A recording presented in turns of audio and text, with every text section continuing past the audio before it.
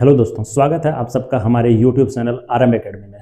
तो आज का जो वीडियो है वो है एसआईआर फॉर्म को कैसे भरें। अभी जो है झारखंड में एसआईआर फॉर्म को भरा जा रहा है और बीएलओ के द्वारा आपके घर में भी एसआईआर फॉर्म गया होगा और ये इस टाइप का फॉर्म आपको बीएलओ के द्वारा मिला होगा। तो इस फॉर्म को आपको भर के बीएलओ को देना है।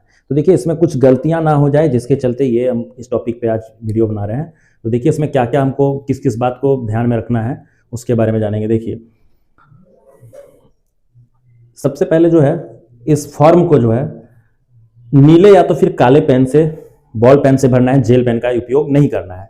दूसरे बात में क्या है कि सभी जानकारी Aadhaar card, voter ID card, ration card या फिर अन्य वैध दस्तावेज के अनुसार से ही भरना है। मतलब आप जो है सो इसका जो जितना भी फॉर्म को भरिएगा, जो भी डिटेल्स को भरना है, आधार कार्ड हो गया या तो फिर कोई डॉक्यूमेंट्स के साथ, उसके अनुसार से ही आपको भरना है।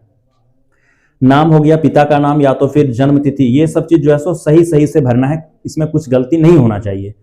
उसके बाद फिर क्या है कि मोबाइल नंबर अवश्य दर्ज करें ताकि आवश्यक सूचना प्राप्त हो सके।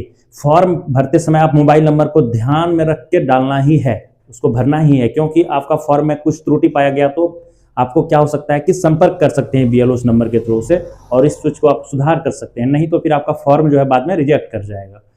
उसके बाद फिर क्या है कि जहां फोटो की आवश्यकता हो वहां हाल की पासपोर्ट साइज रंगीन फोटो लगाएं और हाल में खिंचाया हुआ, ऐसा नहीं कि 2-3 साल पुराना पासपोर्ट साइज आपके पास है तो उस फोटो को लगा दिए।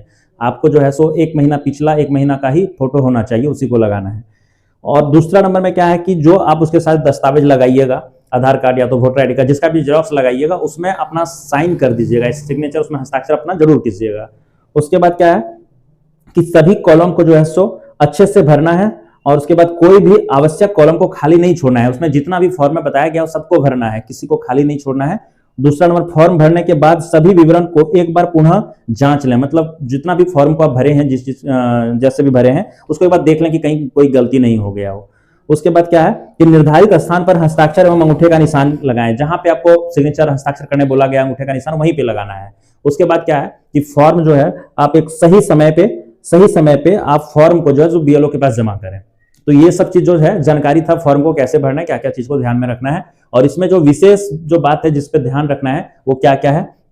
तो देखिए गलत या अधूरी जानकारी पर आवेदन अस्वीकार किया जाएगा। आवेदन जो है सो आपका, अगर जब गलत जानकारी दे दिए हैं या तो फिर फॉर्म को अच्छे से नहीं भरे हैं, अधूरी भरे हैं, आधा अधूरा, तो क्या हो जाएगा, फॉर्म को अस्वीकार मतलब कि स्वीकार नहीं किया जाएगा। उसके बाद किसी अन्य व्यक्ति की जानकारी नहीं भरना है। फॉर्म निर्धारित तिथि के अंदर जमा करना है, बीएलओ के पास आप डेट रहते ही जमा कर देना है। फॉर्म जमा करने से पहले उसकी एक फोटो कॉपी अपने पास सुरक्षित रख लें। फॉर्म जब आप पूरी तरह से भर लीजिएगा तो उसका एक फोटो कॉपी करा के आप अपने पास रख लेना है फोटो कॉपी को, और ओरिजिनल जो है उसको बीएलओ को दे देना है। ठीक है, अब देखिए हम लोग इसमें जानेंगे कि फॉर्म को कैसे भरेंगे। तो देखिए ये फॉर्म है, इस टाइप से आपको बीएलओ के द्वारा फॉर्म दिया जाएगा और इस फॉर्म को क्या क्या भरना है, कैसे भरना है। देखिए यहाँ पे आपका डिटेल रहेगा और एक क्यूआर कोड यहाँ पे रहता है, इस जगह पे आपका एक क्यूआर कोड रहेगा। यहाँ इसमें जब स्कैन कीजिएगा तो आपका वोटर कार्ड में जितना भी डिटेल है वो सारा डिटेल आपको यहाँ से भी मिल जाएगा। बगल में एक फोटो लगा हुआ है आपका। उसके बाद क्या है कि इसमें जो है बगल में आपको जो दिख रहा है यहाँ पे हाल का एक रंगीन फोटो, पासपोर्ट साइज डालना है इसमें।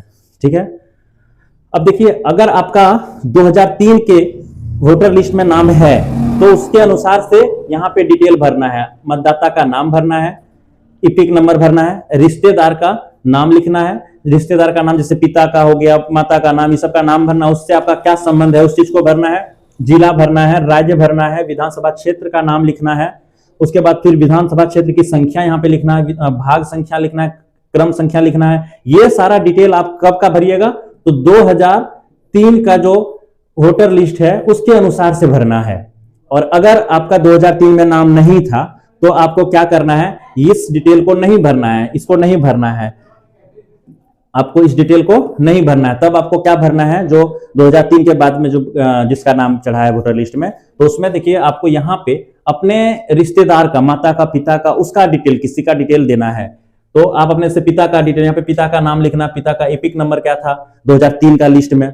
ठीक है, ये भी 2003 के हिसाब से ही चलेगा, 2003 का जो वोटर लिस्ट है उसी के अनुसार से चलना है। रिश्तेदार का नाम लिखना है, उसका संबंध कैसे था, क्या था उसका संबंध। जिला का नाम, राज्य का नाम, विधानसभा का क्षेत्र और नाम लिखना है, क्षेत्र की संख्या लिखना है, भाग का नाम संख्या लिखना है, क्रम संख्या लिखना है। ये सारा डिटेल आप, अगर आपका 2003 में नाम नहीं है तो इसको देना है आपके रिश्तेदार, माता पिता का किसी एक का नाम देके उसका डिटेल पूरा भरना है। अब उसके नीचे में देखिए एक कॉलम नीचे में भी बना हुआ है, और इसमें क्या है कि ये जो कॉलम बना हुआ है इसमें आपका डेट ऑफ बर्थ रहेगा, आपका जो डेट ऑफ बर्थ है। उसके बाद क्या है कि डेट ऑफ बर्थ के बाद आपका आधार संख्या यहाँ पे रहेगा, यहाँ पे मोबाइल नंबर, पिता का या तो फिर पिता नहीं है तो अभिभावक का नाम लिखना है, पिता या अभिभावक का epic number, voter ID card में जो नंबर रहता है उसको डालना है, माता का नाम लिखना है, माता का एपिक नंबर लिखना है, पिता या पति या पत्नी का, अगर आप जेंट्स हैं तो लड़का है आपका, जो शादी हो गया है तो फिर अपना पत्नी का यहाँ पे डालिए नाम डालना है और पत्नी का एपिक नंबर, और अगर जब आप लेडीज हैं तो आप अपने पति का नाम और पति का एपिक नंबर डालना है यहाँ पे। तो ये फॉर्म आपका पूरा फिलअप हो जाएगा इस तरह से। यहाँ पे अपना साइन कर दें या तो फिर अंगूठे का निशान लगाएं तो यहाँ करना है, और इस जगह पे जो है यहाँ पे बीएलओ का साइन होगा, इस जगह पे जो है बीएलओ का साइन होगा, यहाँ पे किसका होगा, बीएलओ का। तो आपको यहाँ पे नहीं करना है, ऊपर में आपको करना है, ठीक है। तो ये इस टाइप से भरना है, और यही जानकारी देना था। बाकी आपको कोई भी चीज के बारे में और भी जानकारी चाहिए इसके संबंध में, आप एसआईआर फॉर्म भरने के संबंध में, तो आप हमसे कांटेक्ट कर सकते हैं। मेरा कांटेक्ट नंबर मैं आप दे देता हूं, ये 7762988869, ये मेरा मोबाइल नंबर है। आप इसको स्क्रीनशॉट भी ले सकते हैं। देखिए, तो इसमें कोई भी आपको फॉर्म भरने में प्रॉब्लम आ रही है तो आप आपसे कॉल कर सकते हैं, बात कर सकते हैं हमसे। धन्यवाद। वीडियो आपको जो अच्छा लगे तो इसको अन्य भी ग्रुप में आप भेजिए, व्हाट्सएप ग्रुप में, ताकि सबके पास जानकारी पहुंच जाए और सब कोई अच्छे से फॉर्म भर सके। धन्यवाद।